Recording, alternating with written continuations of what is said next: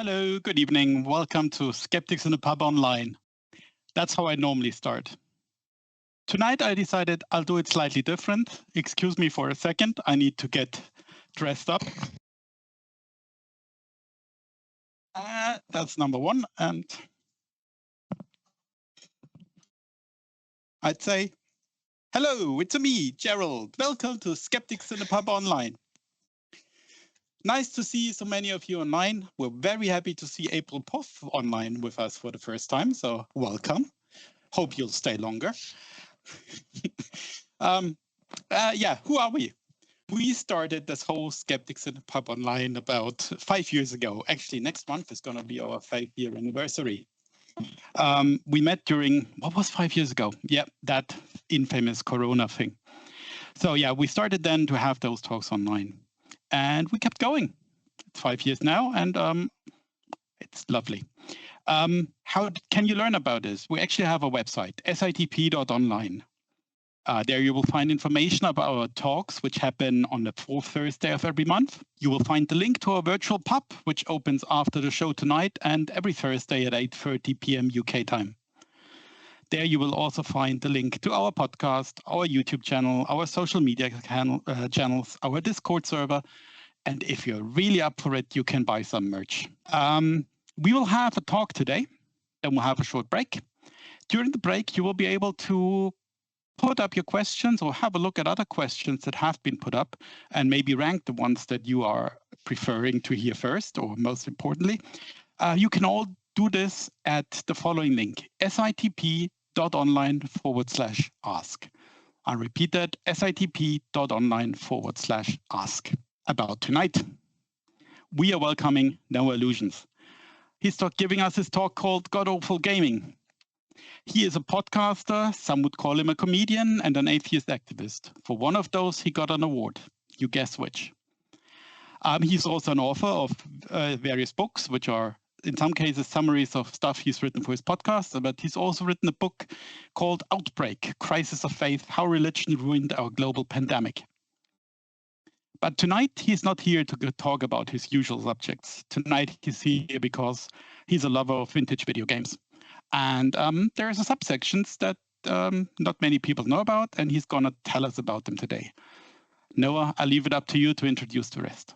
All right, thank you so much, Gerald. I'm really excited to be here. I'm really excited to give this talk again. I am a little upset that you didn't tell me about the Mario thing because I actually have Luigi pajamas. My wife and I have a Mario and Luigi pajama set, and I could have worn that for the talk. I would have if I'd known, but hey, you know, what are you going to do? So yeah, I'm excited to get this talk again because it allows me to sort of meld together two of my loves. If you're familiar with my work, you know that I love consuming terrible Christian media. I have a podcast called God Awful Movies where we review a new Christian movie every week. I've been doing that for almost 500. I think we're having our 500th episode next week. So I get quite a bit of that. But we also have a show called The Scathing Atheist, where we very often read Christian books, read Christian comics, listen to Christian music, watch Christian videos. So I know quite a bit about the Christian media. And I do that for two reasons. One is that I think it's important that somebody in the secular world is consuming this stuff, seeing what messages are being disseminated by it and reporting back to the larger community. The other is just sort of a staring at the train wreck thing, right? It's just kind of fun to watch something that is as terrible as Christian media tends to be. And of course, included in that media is Christian video games. And that's a special love of mine because I am also a huge fan of video game history. I'm what you would call a retro gamer. That's the term for a person who loves video games but hasn't bothered to get good at a new one since 1994. So I'm also a avid reader about video game history and an avid collector of vintage video games.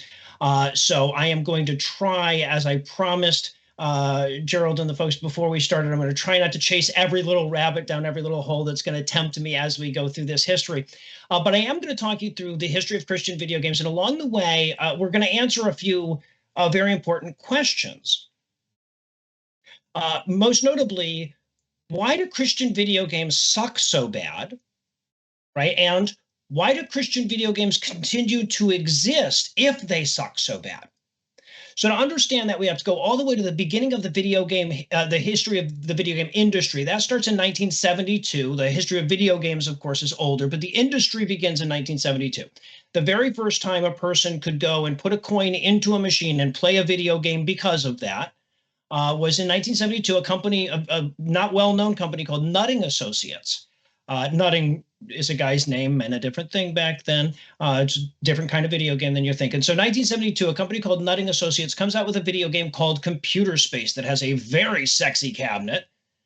You may have seen this cabinet if you ever watched the movie Soylent Green. It's featured prominently on that. If you watch Jaws enough and you really pay attention to the background, you might have seen it there. Where you wouldn't have seen it, though, was like in a bar or arcade or restaurant making a lot of money. It was not a very popular game. It was confusing. It just didn't have an analog. People didn't know what they were seeing when they saw it. So Nutting Associates decided this video game thing was a dead end. They get out of the business altogether. But the guy who spearheaded the Computer Space program in 1973, he leaves the company to form his own company. He's a guy by the name of Nolan Bushnell, and the company he forms is called Atari. Now, that's a company you may have heard of. 1973, they released a video game called Pong, and that's the game that really birthed the video game industry. It was an enormous hit. There were a bazillion clones of it, and video games have been a big part of our lives ever since. Now, to understand the history of Christian video games and the larger history of video games, you have to understand that when video games were born, they were born with a bad reputation, right? For a couple of different reasons. One is that they were heavily associated with gambling. People had seen a coin-operated game where sometimes you win and sometimes you lose before, right? This wasn't unique. And when they'd seen that in the past, it was a form of gambling. So they were convinced that this was a gambling machine. And even if you could convince them it wasn't, they would tell you, well, you're priming people for gambling. And even children, right? Because kids play this thing. So you're priming children for gambling. That's bad. Another reason that video games were distrusted right away is that they were associated with organized crime. This was simply because they were coin operated. Everything that was coin operated was associated with organized crime at the time. Coin operated machines are a great way to launder money. I'm not offering advice. I'm doing a history here. Don't get any ideas. So if you watch old sitcoms from the 70s and 80s, old American sitcoms, you'll actually catch references very often to the idea that all pinball machines, all jukeboxes, etc., are owned by the mob.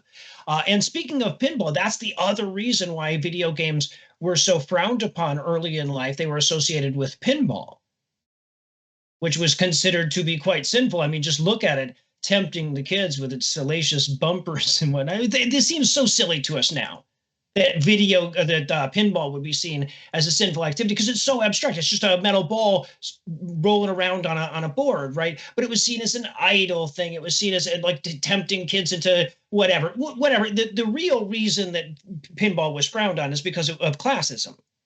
Right. It was one of those things where if you were a rich kid or a poor kid, it didn't matter. You went to the same place. You went to the same pinball parlor if you wanted to play pinball. And anywhere where the classes had to mix was seen as a low activity by the upper class, by the middle and upper classes.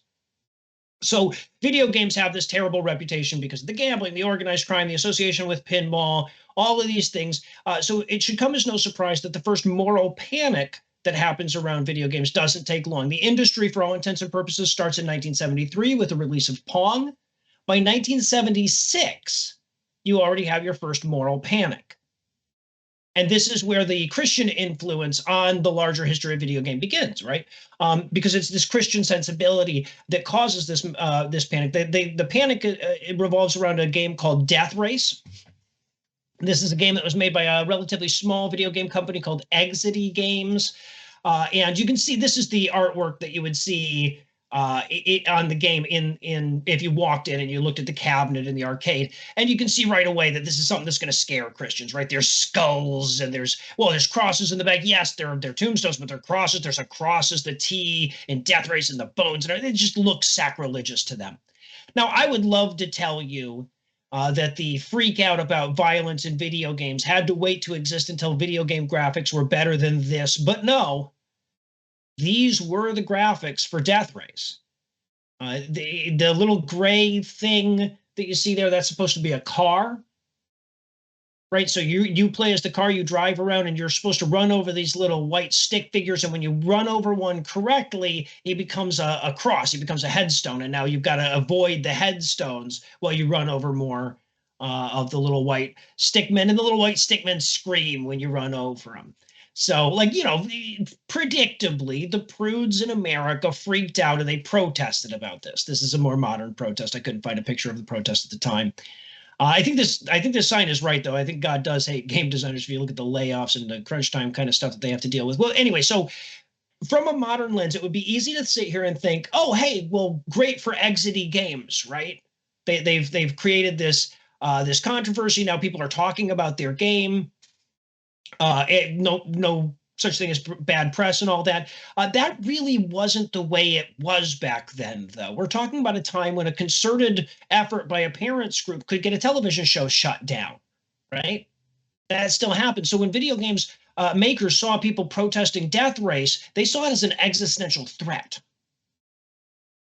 So instead of defending their industry, they actually jumped over on the other side of the protest line, right, and started protesting exidy along with the parents. And they said, yes, we video game manufacturers are also disgusted by exidy. Nolan Bushnell, the most visible person in the burgeoning video game industry, comes out and says, yes, the exidy's crossed the line. We here at Atari would never make a video game where the point of the game was to harm another human being like they did. Don't look at that. Don't pay attention to that.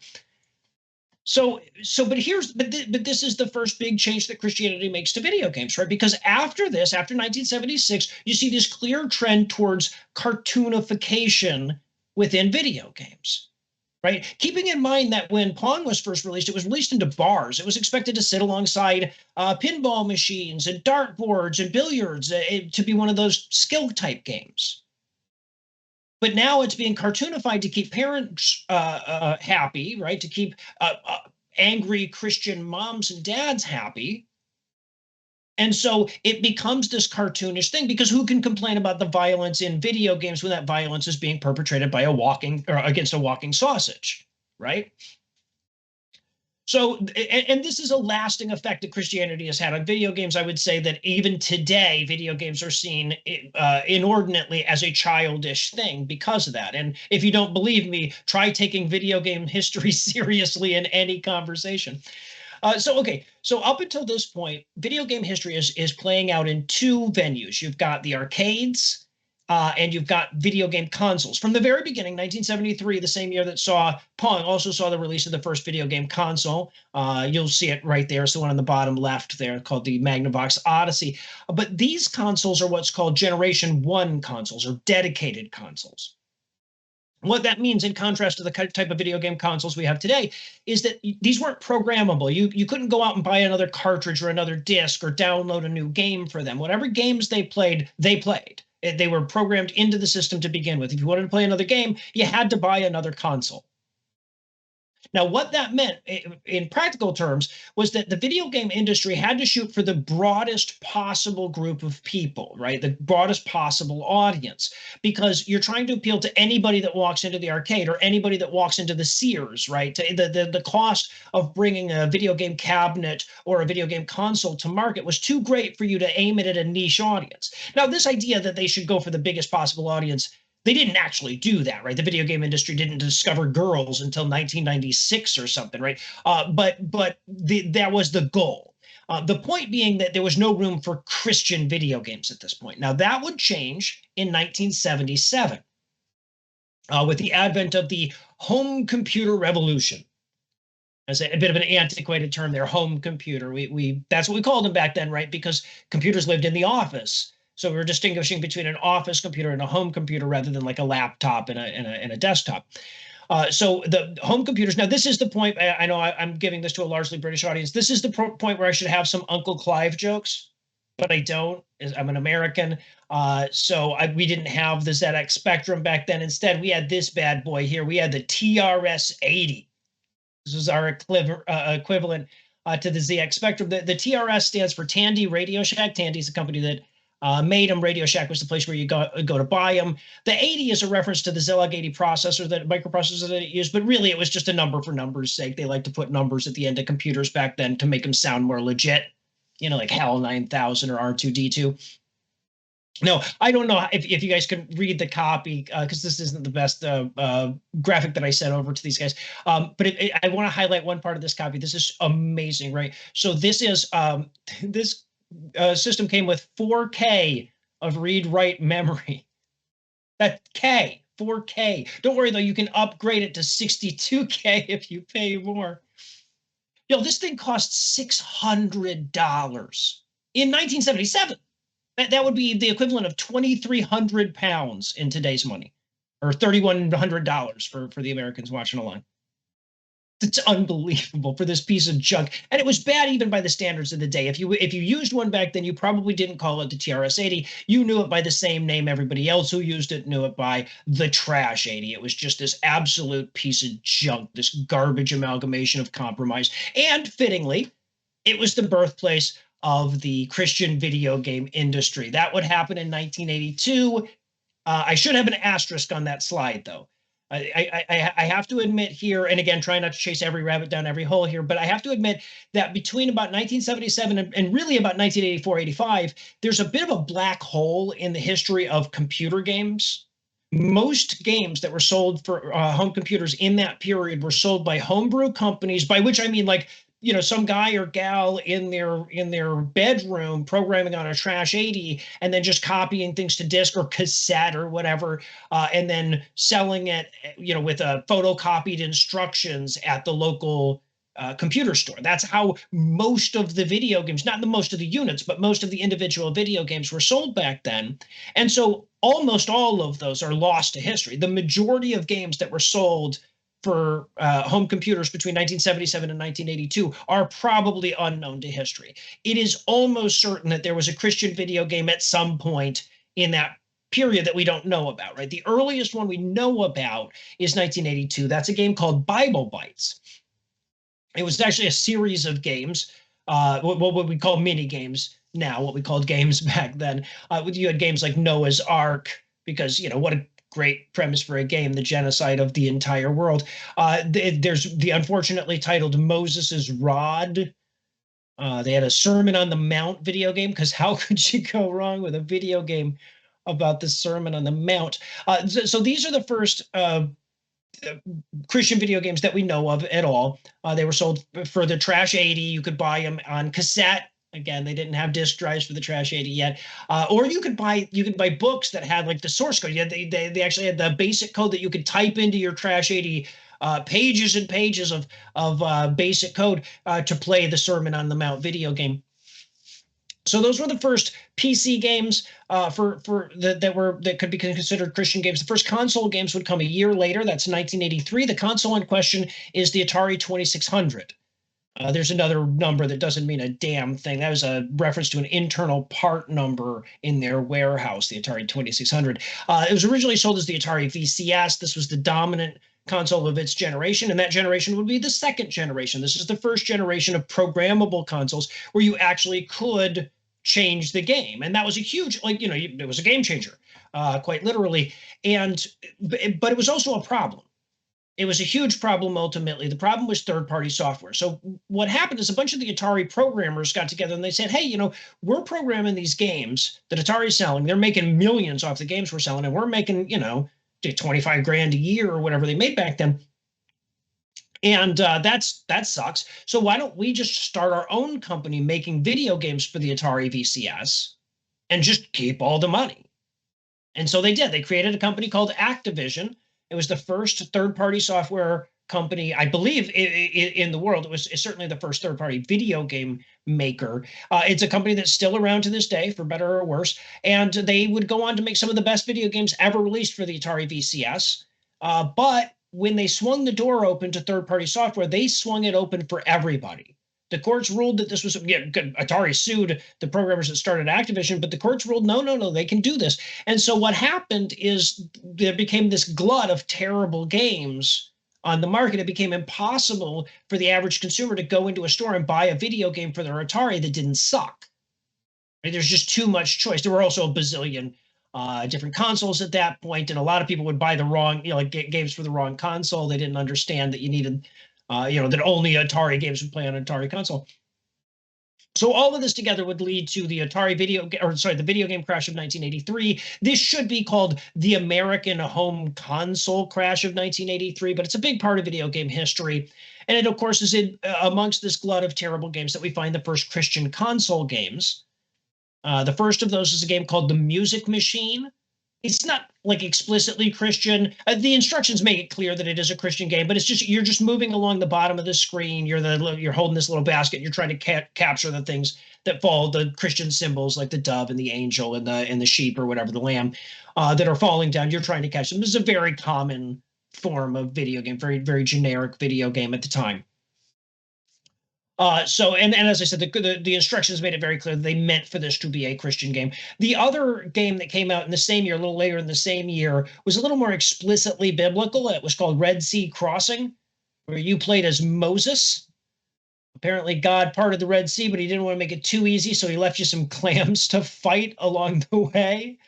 So that's the second console games, Christian console game, the only known Christian console games for the Atari 2600 Music Machine and Red Sea Crossing. And those two games, by the way, are amongst the most valuable collector's games amongst vintage game collectors like myself.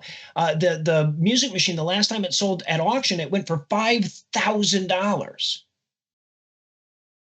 Red Sea Crossing went for even more. The last time that one sold at auction, it was $10,700.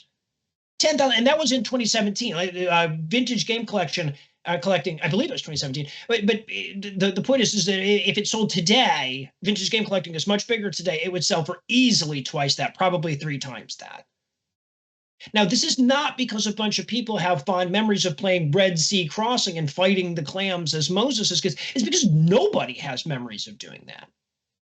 Nobody remembers these games. Quite literally, when Red Sea Crossing first resurfaced at an estate sale, there was a lot of arguments on the Atari collectors forums about whether it was legitimate, whether it was real, because there was no record of its existence. It took, I think, over a year for somebody to track down the single ad that ran once in Christianity Today magazine selling that game by mail order. There are only 2 copies known to exist anywhere in the world of that game. And so I want you to put a pin in that, the idea of people paying an absurd amount of money for Christian video games that nobody wants to play, because that's a theme later on in the talk. But before we get back to that, I want to move off the shores of my native United States of America, because of course in the late 70s, early 80s, there was another major national player in video game history that was of course Japan, and specifically at this point Nintendo. The point that there were a lot of Taiko and Namco. There were a lot of Japanese companies that were doing huge work early on in video games, but of course the most important as the 80s rolled on would be Nintendo. And a lot of the reason for that is Nintendo had a guy working for him by the name of Shigeru Miyamoto. Still does. He still works for him. He still does amazing work. If you were to carve the Mount Rushmore of video game history, I don't know how American that reference is. If you're going to carve the galley of the great video game history, figures in video game history, right? The first statue you carve is Shigeru Miyamoto. This is the guy who started his video game design career by making Donkey Kong. If that is the only thing that he ever did, he'd already have earned his way into the annals of video game history, but he would go on to also create the Super Mario franchise, as well as the greatest video game franchise of all time, The Legend of Zelda. He has a bunch of other games, a bunch of other great games under his belt, but also, like, more than that, he was one of the early people to fully see what a video game could be, right? His game, Donkey Kong, was the first game that had like a beginning and an end. It was the first game that told a full story, right? So you could say that Shigeru Miyamoto created video game narrative. And even if you don't want to give him that, you have to at least admit that he created the fucking jump button, and that's a pretty big deal, right? So Shigeru Miyamoto was already a superstar by the mid-'80s of video game design. He had created Donkey Kong, which was incredibly successful, really put Nintendo on the map. He already also had a Popeye game at this point that was becoming very popular. So his bosses at Nintendo, they turned to Shigeru Miyamoto and they said, we want you to make another game that's going to be popular in America. And what was America's video game obsession in the mid-'80s? Why, that would be Pac-Man. And was huge back then. He was on the radio. He was on the towels. He was on the cartoons. He was in your breakfast cereal. Pac-Man was everywhere. Americans love Pac-Man. In fact, it spawned a whole genre. There was back then we talked about maze games as a genre. It's not so much anymore, but there were a bunch of different Pac-Man-like games, and Nintendo wanted one of their own. So they turned to their very best designer, Shigeru Miyamoto. They said, make a game like Pac-Man that the Americans are going to eat up. So the first thing you need at that point, right, is you need a cute cartoon character at the center of it, but for the reasons that we've already discussed, but also so that you can market it later. That was another big thing that Pac-Man taught everybody, is that if you had a cute character at the center of the whole thing, you could make more money selling the toys than you made with the video game. So he came up with this cutesy little dragon with cutesy little boots on. And he's got to run around a maze, and while he's running around a maze, he's got to collect something, right? That's the whole point of the game. Well, you can't do dots. That's already been done. What do Americans love? What would be the thing that Americans would want to collect in a video game? Bibles, obviously. They love those things. Bibles, and of course you need something else. So how about, hey, crosses? They wear them around their necks. Americans love Bibles. They love crosses. So he'll run around his maze. He'll collect his crosses. He'll collect this, but he needs a bad guy, right? Every antagonist or every protagonist needs an antagonist, right? So who's the bad guy according to Americans? Why, Satan, the Prince of Darkness. So the little cute dragon will run around and collect his Bibles and his crosses, and he'll fight the devil. This is a real game I'm talking about. It's a game called Devil's World. It's actually a fantastic game, but it was not particularly well known in the United States because it was never released in the United States.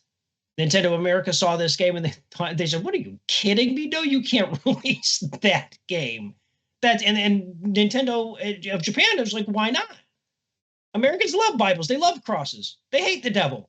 They're like, no, but this is sacrilegious. This is blasphemy.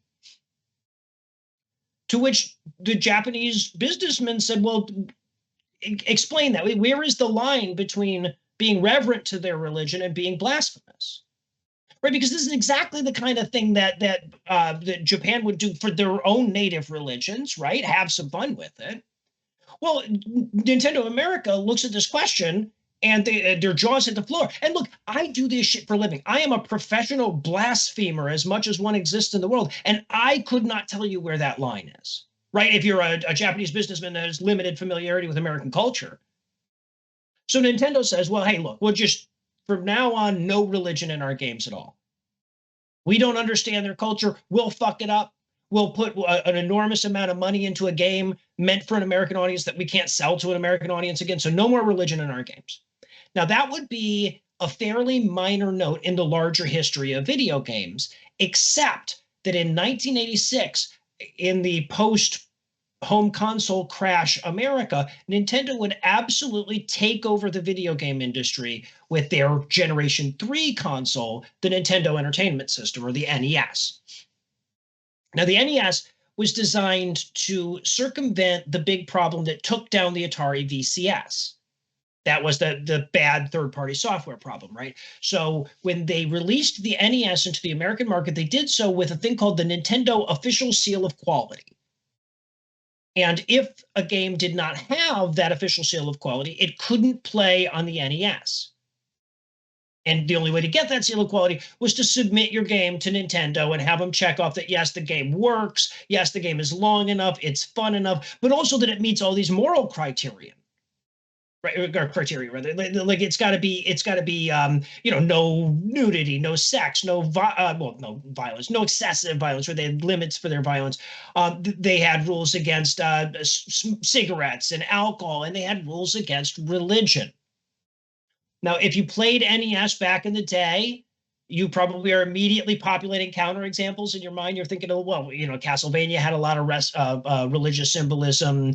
Metal Gear had cigarette smoking in it. Like there were a couple of places where those rules got violated. But generally, Nintendo was very strict about that. I'll give you a great story, a great example of just how strict they were. There was a game, I believe it was Konami, made a game based on the cartoon DuckTales. It was very popular in the early 90s. And they released it in the UK, and it was very popular there, and then they wanted to release it in the US. Of course, differing TV standards, the PAL versus the NSTC. I think I have that right. Anyway, so the differing standards meant that they had to localize it, even though it was already in English. And Nintendo said, hey, while you're in there localizing it, you also have to take the religion out. They said, there's no religion in this game. And they said, no, there is. In the morgue stage, there are coffins, and on those coffins, there are crosses. You have to take those out for the American audience. And they did, right? They did. They took the crosses out. That's how much Nintendo was bending over backwards not to offend Christians. Now, Christians hear about this incredible effort that they're undertaking not to piss them off, and of course, they label it persecution because they label everything persecution. See, Nintendo thought they were doing the right thing, but while Christians would agree that putting crosses into video games is sacrilegious and blasphemous, taking crosses out of video games is even more sacrilegious and blasphemous, right? So they demanded the crosses be put back in their damn games. Not only that, but they wanted games that were explicitly Christian. Games that they could feel good about giving to their kids that wouldn't challenge any of their Christian beliefs. Well, Nintendo held strong on this, but another company was happy to step in to fill that void. That was a company called Wisdom Tree Games. And Wisdom Tree Games was a subsidiary of a company called Color Dreams, and Color Dreams had already figured out a way to thwart Nintendo. So Color Dreams, they were not a very well-known company at the time, but they already existed prior to this. They were best known for a game called Menace Beach. This was a generic beat 'em up where you're running around fighting these gang members that had kidnapped your girlfriend. That was the plot of 1 out of every 3 games back then, at least. And so the game was too generic to be remembered for any of its gameplay. What it was remembered for was a slight amount of controversy about its cutscenes. The scenes between levels, you would see your girlfriend chained to a wall and she'd be angry at you for not saving her yet. And each progressive stage, her clothes would have rotted off a little bit more, right? So that's the Christian values of the company that decided to step in and make Christian video games for the Nintendo Entertainment System. Now, you might be thinking to yourself, but Noah, you just said you had to have the Nintendo seal of quality and that these guys couldn't get that Nintendo seal of quality, so what gives? Well, there were 2 different ways that Nintendo enforced their seal of quality. The first was a system called the NES 10 lockout chip, or the CIC lockout chip. Basically, this was a digital lock, and your game had to have a digital key that was only provided by Nintendo once they approved your game, right? So this was, and a bunch of people tried to thwart this, and there's some really funny stories about all the different things that they did. But ultimately, the simplest solution was the one that Color Dreams came up with, which was just to send a 5-volt jolt to the microprocessor that handled, there was like a separate microprocessor that handled the NES 10 lockout chip, and they would just short it out while it was trying to check for the digital key, and the system would just boot up.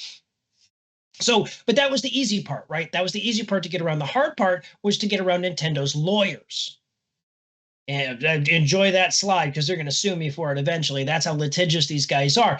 And what Nintendo's lawyers did is that they worked, because you can't legally enforce the Nintendo seal of quality, right? The courts had already ruled for Activision that third-party software was perfectly legal. But what Nintendo's lawyers could do was they could enforce a clause in their vendor's contract that said, if you sell a game that plays on our system that doesn't carry the Nintendo seal of quality, you will lose your license to carry Nintendo products. Which in the United States in the 1980s, if you lost your license to carry Nintendo products and you wanted to sell stuff to American families, you were out of business. Right? It was not that bad in Europe. There was far more PC gaming in Europe at the time, but in America, Nintendo absolutely owned the market from about 1986 to about 1994, really. But luckily for Wisdom Tree Games, that only counted in the real world. And America has an imaginary world that has been laid over top of the real world that I call the Jesus verse. It's this world that Christian parents create so as to never have to acknowledge to their children that the real world truly exists. And the Jesus verse has its own schools, and it has its own museums, and it has its own amusement parks, and yes, it has its own stores. And these are stores that would never dream of carrying an officially licensed Nintendo product. Right? Nintendo's of the devil. Pac-Man had ghosts in it. I know Nintendo, that's not a Nintendo game, but they didn't know that. So Wisdom Tree Games, they've got their way around the digital key lock system. They've got their retailers. Now all they need is the games. So they do a deep dive into the Bible and into modern theology, and they look for a way to truly inspire. I'm kidding. They didn't do any of that shit. They just took the games they had and they reskinned them, right? So instead of Menace Beach, now it's Sunday Fun Day. Does this load screen look familiar? Perhaps the opening screen of the game will look familiar. It's the exact same game, but now instead of the gang members having kidnapped your girlfriend, they're now, I guess, in the employ of the devil and trying to keep you from making it to Sunday school on time. And instead of seeing an increasingly naked girlfriend, you will see a fully clothed Sunday school teacher between the games chastising you for not making it to Sunday school on time. So, but this is what Christian video games were at the time, right? In the early 90s, they were just reskinnings of existing video games that were made with the Christian sensibilities in mind. So when Dance Dance Revolution became really popular, right, they had Dance Praise, which was the same thing, just with contemporary Christian music instead of real music. The same company would later come out with Guitar Praise. But Christian video game buyers wanted more than this. They wanted games that were Christian, not just like were scrubbed for Christians, right? But that were made for Christians. They wanted games that shared the gospel, that promoted a biblical worldview, that proselytized their faith in such a way that they could sit their kid down to play the game, and then the kid would get up more Christian. But of course, the question is, how do you do that? What would that even look like? How would you do that without the game being terrible? And this is a big enough question that no one has answered it successfully yet.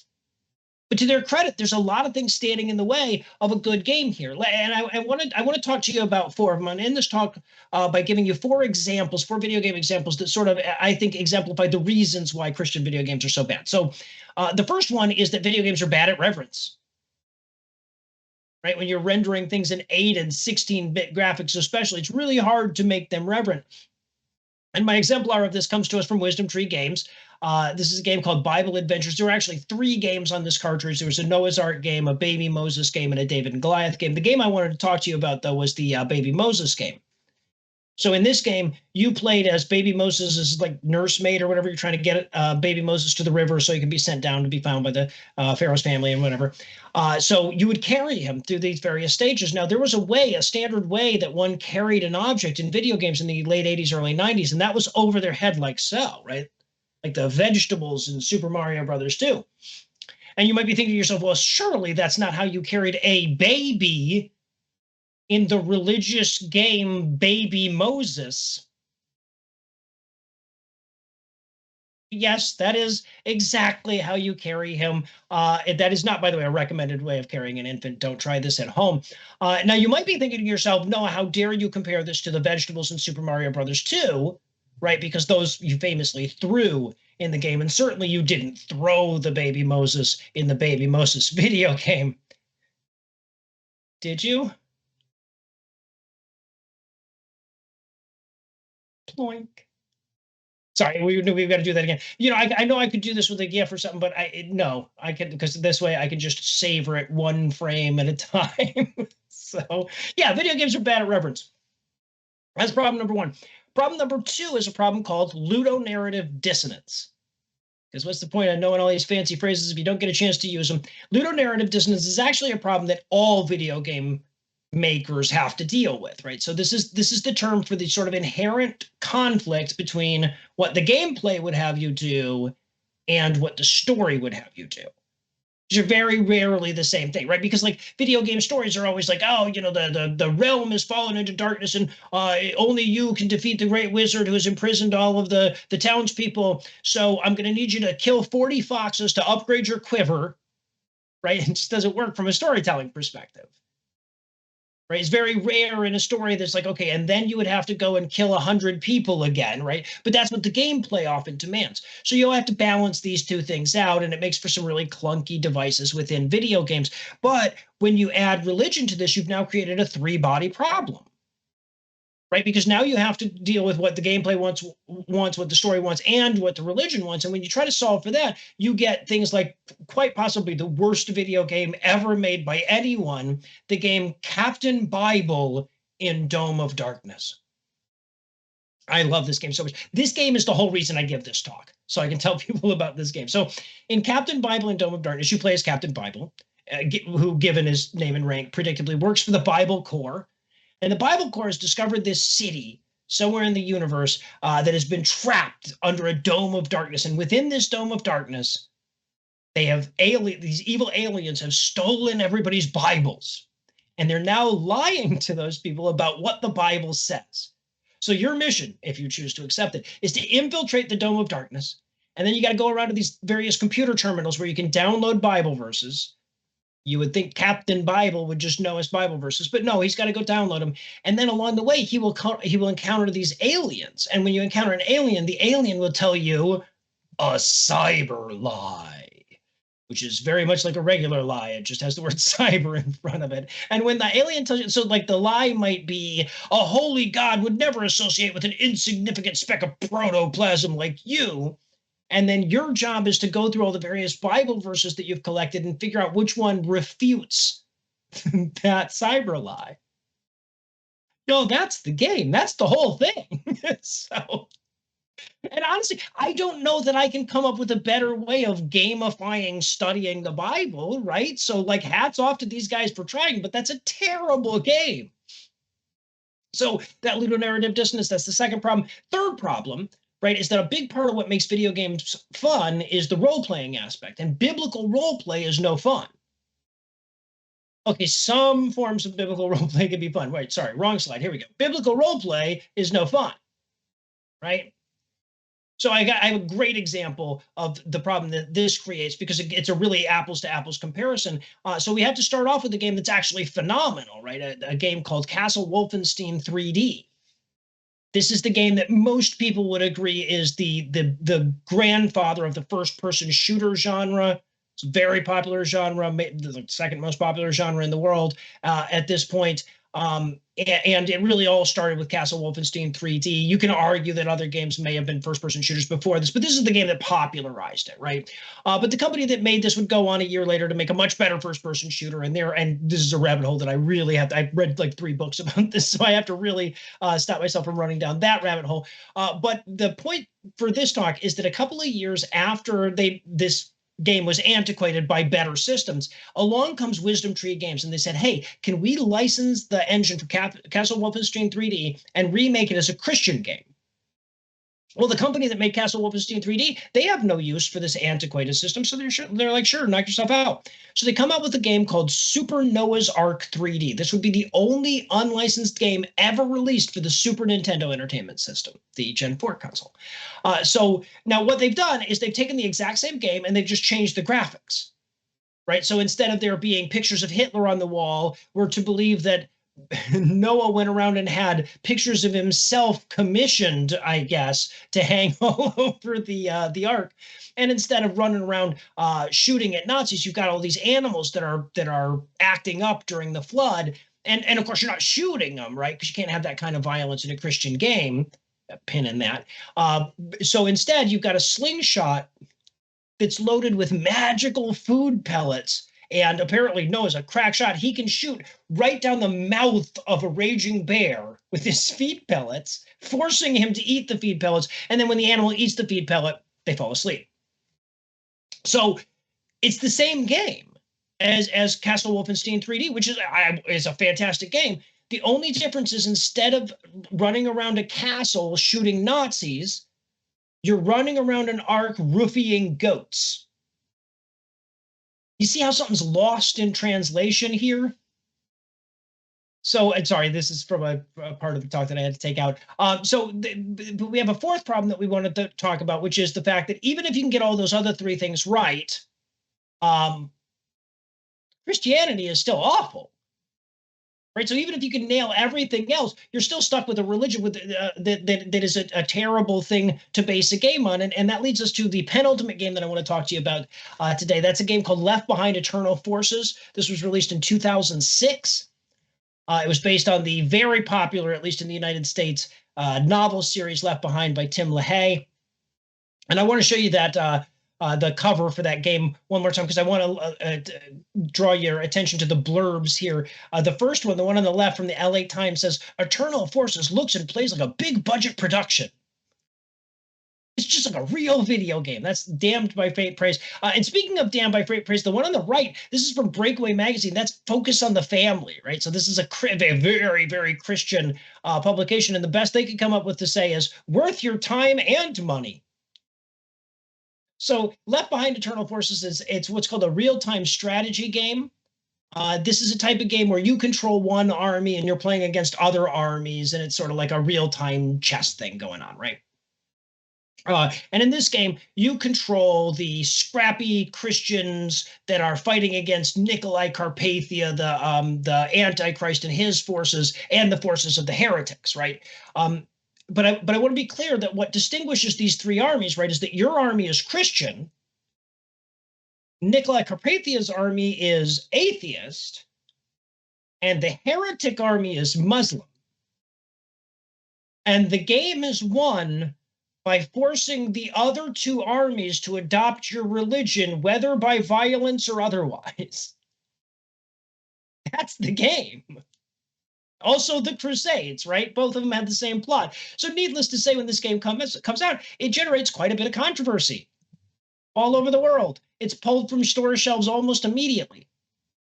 But here's the point I wanted to make about this. I know I'm running a little bit long here, so I'm going to hurry through this last bit. But the point I want to make here, right? So we don't know exactly how much it costs to make Left Behind Eternal Forces. We can estimate, though, given the size of the game and the size of the team that worked on it, how long they worked on it, we can estimate that it was between $3 and $5 million. We know pretty much exactly how the free market valued the game. The game made $2 million. I'm no mathematician, but that looks like a loss of $1 to $3 million on the project. And yet, the game had a part 2 and a part 3. And as you've no doubt guessed based on the orientation of this graphic, a part 4. Why? How? How can a game that lost $1 to $3 million keep getting sequels? And the sequels, by the way, did not do significantly better. How does this happen? What happens because that $3 to $5 million, that's only a loss to the person producing the game, not to the person making the game. This is not raw material cost, right? They didn't go down to the binary mines and get a bunch of ones and zeros. This is the money that was paid to the developers. So the developers didn't lose all this money, right? They made $3 to $5 million off of whoever they got to produce their games. Normally, a game company has to use the profits from game 1 to pay for game 2's production, right? But for a Christian video game maker, all they have to do is convince a church group or a Christian philanthropist that their kid would love Jesus as much as they love Minecraft if only Jesus had a video game. Now, this was back in 2006, 2008, 2010, when these games were coming out. Right back when you had to find a group with a fairly large sum of money if you wanted to raise $3 to $5 million. But nowadays we have crowdsourcing, which leads us to the last game I want to talk to you about. This is a game called I Am Jesus Christ. We're now talking about the future of Christian video games. This one's not out yet, but it promises to be a first-person Messiah simulator in which you as Jesus can get baptized, perform miracles, use your carpentry skills to craft new items. I swear I'm not just making that shit up. That's really in the advertisement for it. And, of course, defeat Satan, because that's the whole point. Now, this game, this I Am Jesus game, it's not out yet. The release date has been postponed a couple of times and now is just indefinite. But they're still taking money. You can still support it on Kickstarter. Now, I want to be clear here. I understand UK libel laws enough to know that I can't, I'm not going to close my talk by accusing anybody of a grift or anything like that. So I won't need any of these other slides at the end of the talk. I'm done now. Very interesting. I think a lot of us love this a lot. So we'll now have time to collect your questions. Have a look at sitp.online/ask. Put a question, rate the ones that you'd like to see answered, and we'll see you again in about 15 minutes time. So we should be back at 8:05. Who's a good boy? Who's a good boy? Okay, back to work. Welcome. My brother from another mother has joined me again. Noah, welcome back. Hey, good to be here. I don't have the hat, but I do have a hood. Perfect. Here, As I said so. before, I'm looking forward to the advertising picture on YouTube. Yeah. That's gonna be. Well, Okay. it's also 27 degrees Celsius in my room, so I'm not gonna wear this for long. The visual gag's already there. We got it. Excellent. Good. Before we dive into the questions, and there's been plenty of them, thank you very much, everyone. Just a reminder, we will open our online pub, the Lugeons Razor. If you want to join us after the talk, you're welcome. The link, if you don't know about it yet, is sitp.online/virtual pub. And now, straight into questions. Melanie asks, when you decide you'd prefer riches over ethics, what game will you convert to a lame Christian version? Maybe Tetris, right? There's underutilized cross potential in Tetris. So. Yeah, but it's the only shape. Yeah, well, yeah. You get a tessellation going there pretty soon. I don't know. I have to give that some thought, but I love it. Melanie, I like to keep my options open. Good. Completely different take. Igor, by the way, the Igor drinking game is in play. You know what you have to do. Igor asks, are Christians unique in their approach to gaming? Super Buddha Brothers 3000 isn't a thing? Yeah, so I've looked into that quite a bit. I have not managed to find. I've managed to find a few games that are designed for Jewish children to learn about their religion, but they're like trivia games, right? They're not like disguising themselves as action games. I haven't found anything like the Christian video game industry for any other religion, no.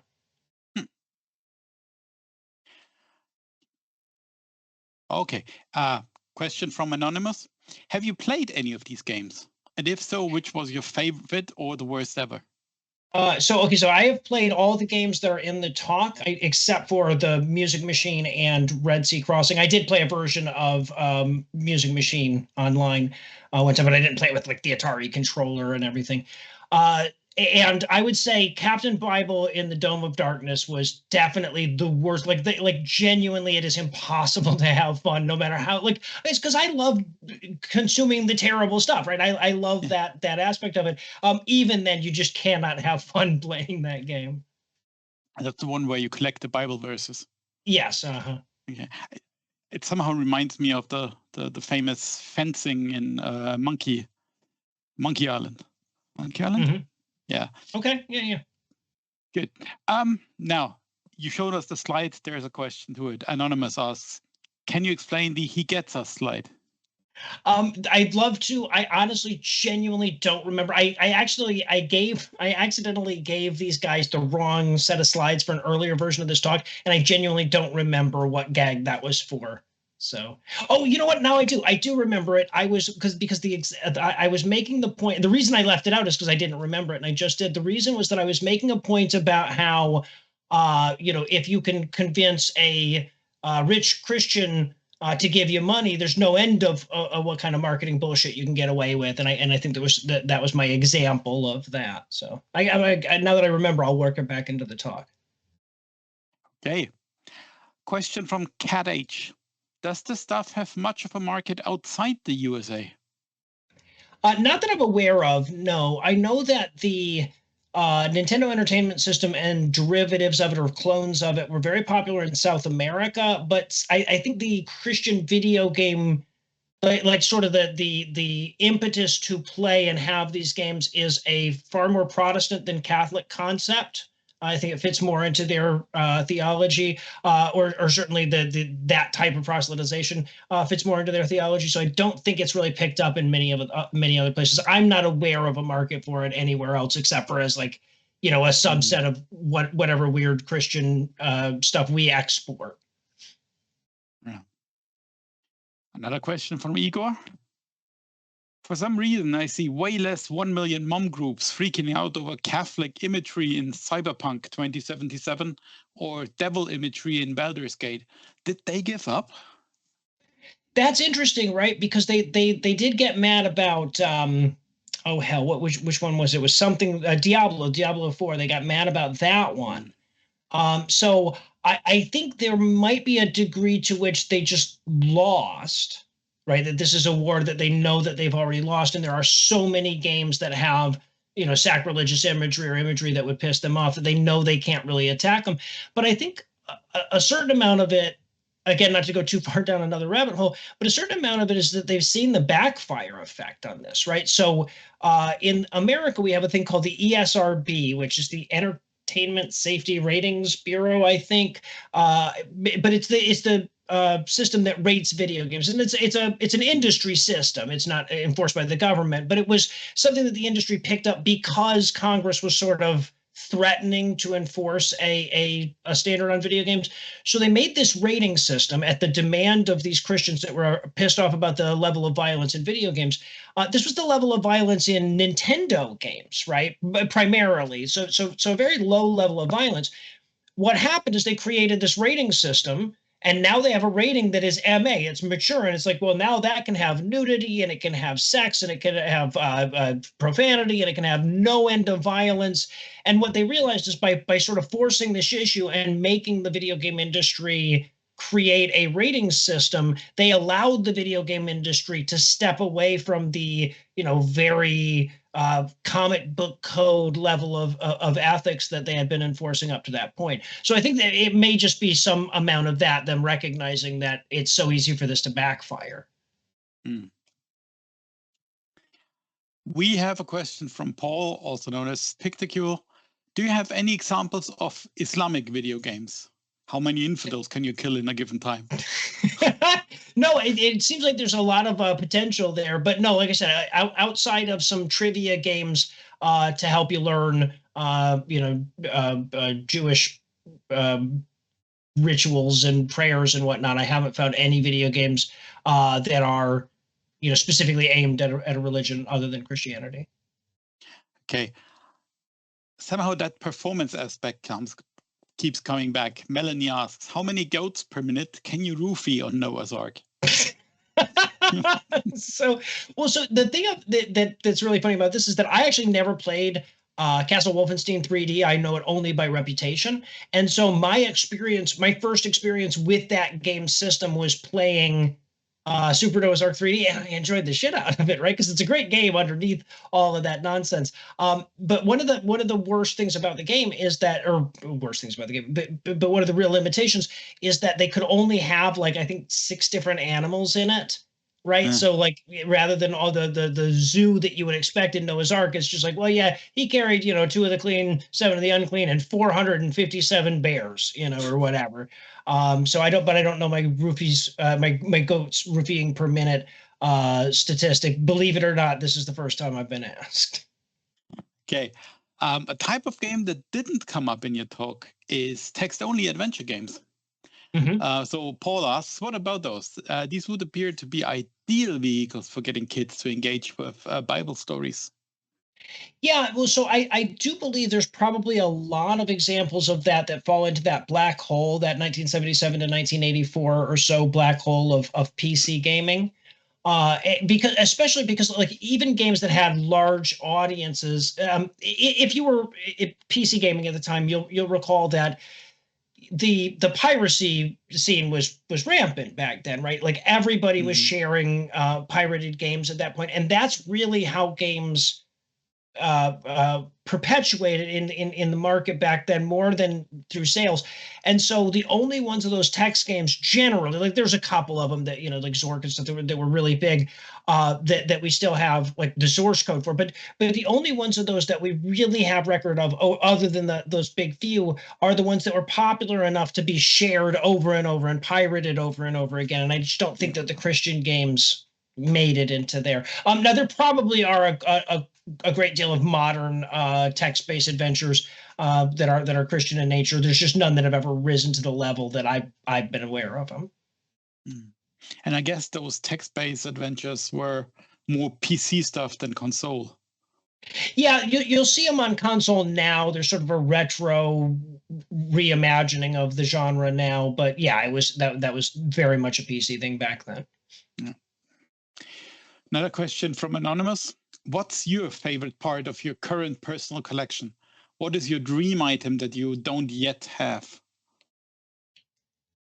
There was a Russian copy of the Nintendo Entertainment System called the Dendy, I think Dendy, and I would love to get a copy of that and some of the games for that, and a TV it would play on, or some way to convert that. So that I think would be my dream item. Of the items that I have now, I have a nearly complete set of the original Magnavox Odyssey. If you know anything at all about this is so early in video game history that it really couldn't play many games. So when it was sold with like a bunch of board game equipment and fake money and cards for different games. And there were these clings that you would have to put, they didn't have graphics. So you would use static electricity to cling a little plastic thing to your TV screen that would provide the bulk of the graphics. And so it's almost impossible to get all of the different pieces that came with that. I've never seen a full set for sale anywhere, and so I've been slowly piecing together what I can, and I've got a nearly full set of the original Magnavox Odyssey at this point. Never heard of this, but good. Nadia is asking a question. Why is the symbolism that is okay in Christian art, crosses, skulls, and so on, considered mockery in games? Is there any line or logic for that?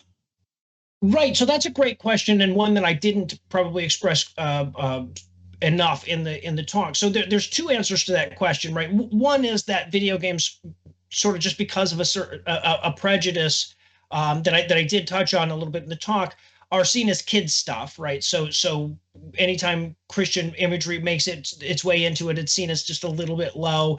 That's less a problem now, right? It was more of a problem in the 80s and 90s.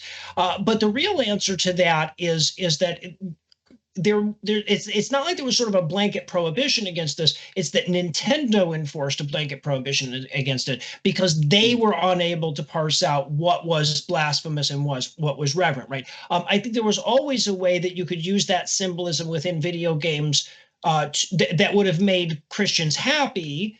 But I think it would have been very difficult to tease out if you weren't super familiar with the culture, and the number of ways it could go wrong and the extent to which it could go wrong made it so that it was far easier just to exclude it altogether. To understand this too, you have to keep in mind that there was still a lot of post-World War II prejudice against the Japanese in America at that time. And so there was a big fear that the Japanese were buying up all of the American companies back then. There's a lot of xenophobia of that. I believe there was a time when Nintendo had been taken to task by an American company for monopolistic practices. So Congress decided to hold a hearing about it on the anniversary of Pearl Harbor. So like, there was a lot that Nintendo had to fight against in terms of American prejudice. And I just think that their fear of overstepping or stepping in the wrong direction on religion was just pervasive, right? It was just all encompassing for them. Okay. We got a question from Tyler. Do you have any thoughts on how the producers of Drek like this are also significant to the history of copyright circumvention and video game preservation? Sorry, I missed a little bit of that question. Okay. Sorry, the word Drek, I'm not what I hear all the time. So yeah, I think it's actually, I don't know enough about digital rights management to really comment on that heavily, but absolutely companies like Color Dreams and their subsidiary Wisdom Tree Games were absolutely movers and shakers in that space, and probably have echoes that still resonate today in today's understanding of like, so that whole field of law. The Nest 10 lockout chip is seen by a lot of people as sort of the birthplace of digital rights management in terms of our modern understanding of it. So I would say certainly, but I'm not qualified to really say what that place was. I wanted to ask that surge that those cartridges created, did they disable the chip permanently or only temporarily until the next reboot? No, it only would disable it temporarily, and it wouldn't even consistently do that. It also could damage the system, and so like I would never put a Color Dreams game or a Wisdom Tree game into one of my vintage consoles, right? Because of that, just because it's dangerous to the equipment. But it mostly worked. The when they did the Super Nintendo one, the Super Noah's Ark 3D, what they did, and a couple of companies in Australia had already figured this out as a way of circumventing the NES lockout chip, was that they would make the cartridges such that you would insert the cartridge into the system, and then you would insert another cartridge that was approved by Nintendo into the first cartridge, and the game would just like the system would just like piggyback the key that was in the other cartridge and allow it to circumvent the system that way. So I thought that was kind of fun. Time for a shot. Igor asks, when games went popular, what came first? The newest, greatest Christian freak out, or the regular kids these days moral panic? So yeah, I think it's really hard to tease that out in American culture, like which is which. Too close hand in hand, yeah. Yeah, exactly. But I do think that video games, you know, like I said, for the reasons I outlined, were sort of uniquely scary to people because they had so many negative associations, sort of all you know, right away. So I do think it probably was a lot more of just the kids these days, you know, because like think about the contrast of standing in a more or less dark room looking at a computer screen versus baseball, right? Which is what people, you know, when parents look at kids these days, they're comparing them to kids when they were kids, and the contrast in what they were doing was so great that I can see a lot of that being sort of the driving force of the Christian freak out. Yeah, true. Question from Awesome. Aren't a lot of these games committing the sins of blasphemy or idolatry, and so breaking their own belief systems? Absolutely, right. And so there is like a Christian freak out about the Christian games as well. There are a couple of, you know, like the Left Behind Eternal Forces that we talked about.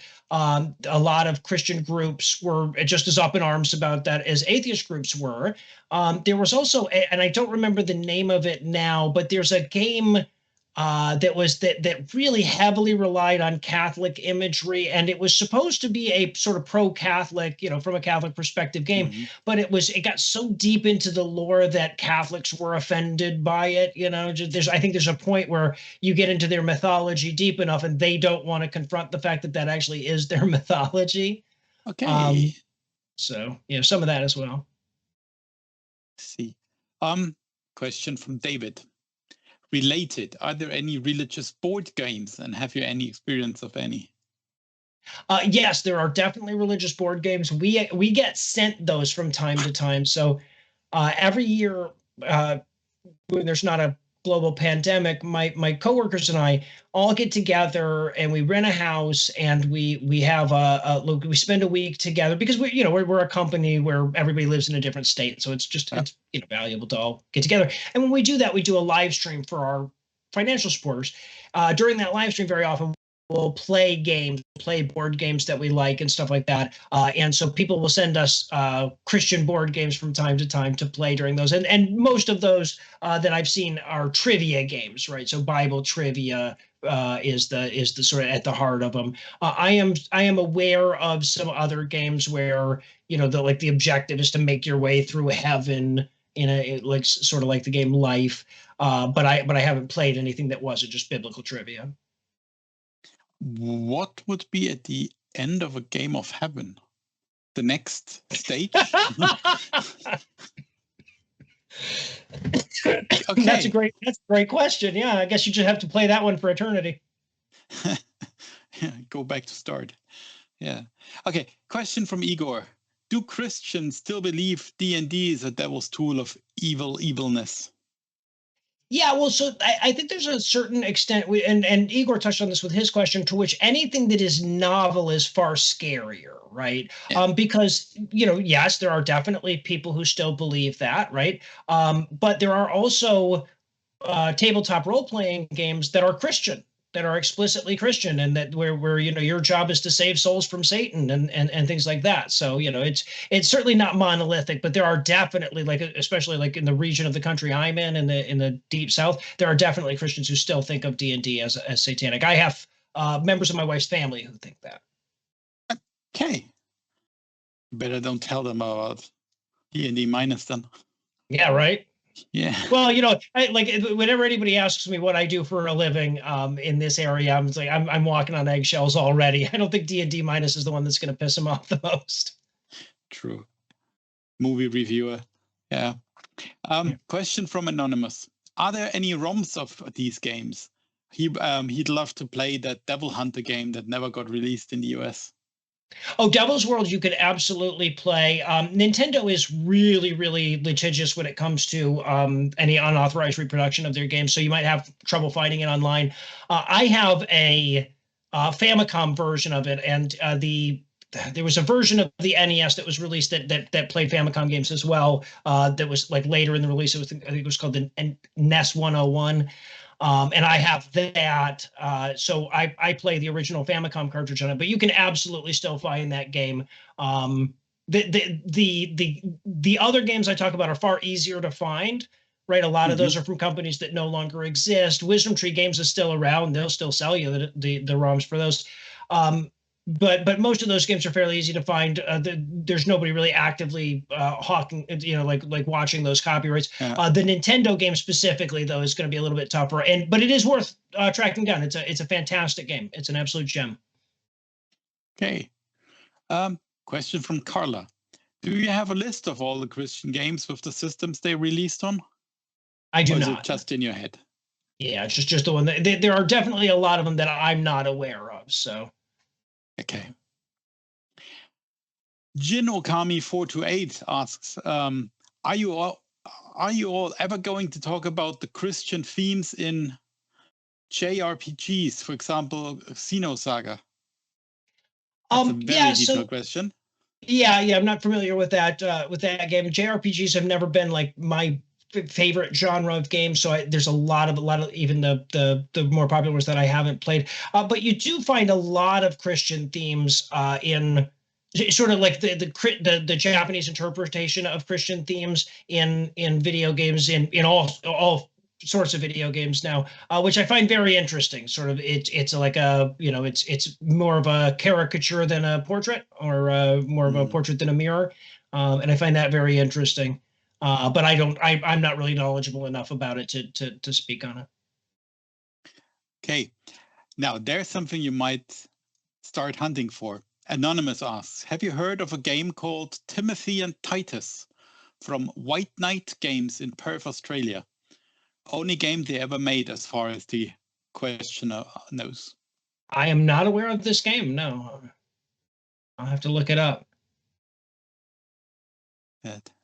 So there is a part two to this talk. Yeah, right. I do know that Australian game makers were sort of the world leaders in finding their way around that Nest 10 lockout chip that we were talking about. Okay. They were the first companies that started doing the sort of piggybacking thing and stuff like that. So I'm not surprised that there's maybe some Christian games from that era, some great, some terrible Christian games from that era that come out of Australia. Okay. Azur asks, Billionaire Money, what would PIAT Christian game look like? Oh, that's interesting. Okay, so I think that you could make a really fun atheist game using Bible stories, right? But just not the Bible story, like you have to collect 1,000 Philistine foreskins as a side quest kind of a thing, right? Or you have to like deliver the parts of the concubine to the four corners of the kingdom, or there's a lot of terrible, awful Christian stories that just telling Christians, hey, this is in your Bible too, really gives them a nudge in the atheist direction. So I think you can make a great game out of that. Okay. Another anonymous question. Is there any Christian story or idea that you can imagine working as a game? Absolutely. I think you could make a really fun game out of the story of David. Not just David and Goliath, but just the larger story of King David. I think you could make a really interesting RPG style game out of that. I think that a lot of people would consider it sacrilegious if you did, right? Which is why nobody would, especially because David is such a flawed character, right? So you've got him, sending Bathsheba's husband off to die and peeking on her in the bath and all this stuff. So but I do think that story has, there's a point in that story where he has to like go back and get Goliath's sword to go forward. It's like there are parts of that story that just seem almost made for a video game. But like I said, if there are interesting stories, like stories within the Bible that would make interesting video games, Christians are not interested in telling those stories. Okay. How much do the Christian games tend to sell? Anonymous asks. Is this a big market? No. So the key that you have to understand here is that the market is not the player; it is the person producing the game. Right? That's not universally true. There are definitely some games out there that are just genuinely trying to do the Christian thing, whatever. But a lot of the games that we're talking about are games that are made by people who aren't Christian or who are just exploiting Christians, or maybe they are Christian, right? But they're just exploiting Christians who are willing to pay for the game to be created, right? So if you look at the games that we talked about throughout this entire talk, virtually none of them are games that were even designed for the game player to look at and say, I want to play that. Yeah. Right. So the game like Red Sea Crossing, that was designed for there's not a video game playing kids reading Christianity Today magazine. That was for grandma to see and say, oh look, it's one of those Atari games like Timmy likes, and disappoint him with that as a birthday present, right? Yeah. Only 3 questions left. Igor asks, did you hear about the woke ranking for video games? No. Do you think those guys are legit, or no? Question is gone. No is good enough. That's just amazing. I'm sorry. I'll have to look that up. Crafty has got a question for us. This was an excellent talk. Are you going to help Eli write one for God Awful Comics now? Oh, that could be fun. Yeah, that's something that we really haven't explored much. I have another talk that I do on the history of Christian movies. But yeah, comics is not something that we've really looked into. I'll have to pass that along to Eli. That's a great idea. Thank you. And final question from Igor. Last drink of the night, everyone. Last call. Does Christoverse still trying to make it into the gaming world, or did they finally give up? So that's a great question, and that allows me to sort of like cap off the main point that I want to make with the talk, right? Which is that, like I said, the goal of a lot of people in the Christian video game industry is not to sell a popular game. It is to fund an expensive game, and that they can do. The reason we hear less about it is because it's more often now being done through crowdsourcing. So it's not like, people aren't investing millions of dollars in it or anything like that. So, listen, I'll be careful what exactly I accuse anyone of doing or anything. But I do think that's like, it's still there. The games are still there. But the amount of audience they need to reach is much, much smaller these days in order to in order to justify their existence. Good. That's it. I think we're at the end of the questions. Thank you very much, Noah. I think I wouldn't say we learned anything, but was definitely interesting.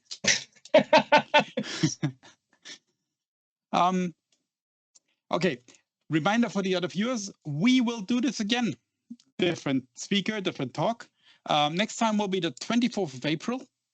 We're looking forward to welcoming Tamsin Mather. This is going to be a hot talk. She's talking about volcanoes. So that should be interesting. Little reminder, after we're done here, we'll open up our pub, sitp.online/virtual pub. All that leaves me is to thank the technicians in the background, David and Igor, thank you, and my charming assistant/understudy, Kat Ford. Noah, the biggest thank of all belongs to you. Thank you for taking the time out of your busy day. Really enjoyed it. And to everybody else on the call, as usual, stay safe, stay healthy, stay skeptical. Bye. Thanks.